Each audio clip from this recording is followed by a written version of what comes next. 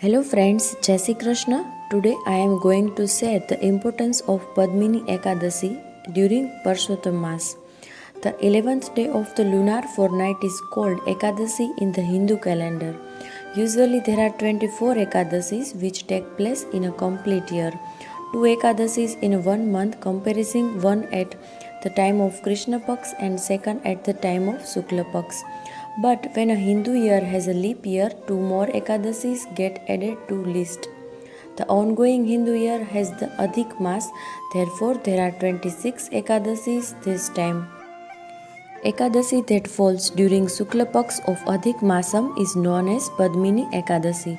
According to the Hindu calendar, no lunar month is fixed to observe Padmini Ekadasi fasting, and it is decided based on leap month.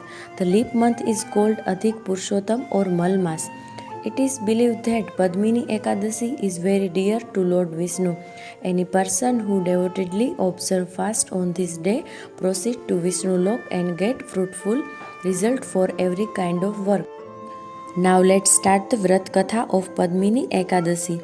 Once during historic times, there lived a highly devout and a pious kind named Kartvirya.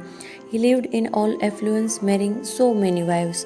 However, he was so decided to his mission, being a king, and took care of his subjects so well.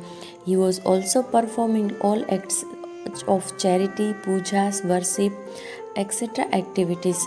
Despite all the positive things in a life, the one great worry he had was that none of his wives could bear him a son who can become the legal heir to the throne. None of Kartvirya's efforts bore any fruits. He also consulted a lot of astrologers, sages, and scientists, but in vain. Once he decided that he would retire to the forest and engage himself in a severe penance seeking a son. He organized a meeting of all his ministers and a top official in the court. He explained his decision and entrusted in responsibilities of the kingdom to them.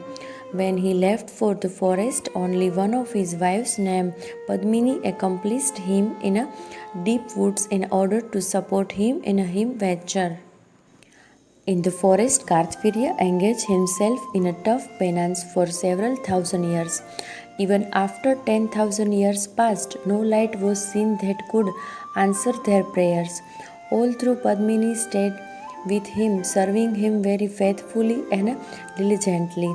The misery of the king grew worse, and the severe penance made him so weak, frail, and thin. In the forest, there lived a very famous sage called Atri Maharshi.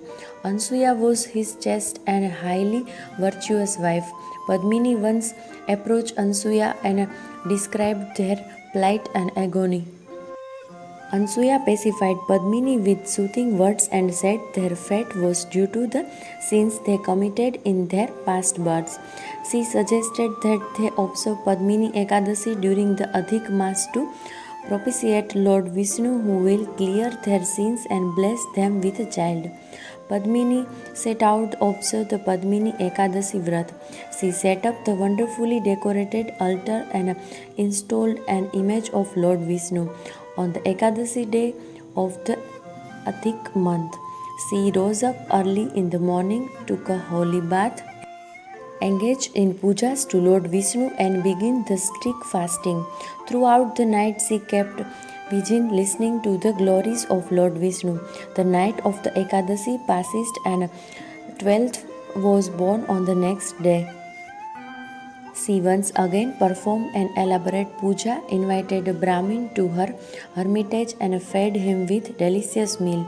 After that, she set out to break the fast and partake the prasad. Lord Vishnu was so pleased with her sincere puja and appeared in front of her.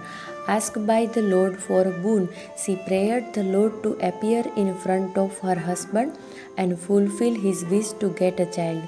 Lord Vishnu appeared in front of Kartvirya and blessed him with a world-famous son named Kartikvirya, who could only be killed by Vishnu.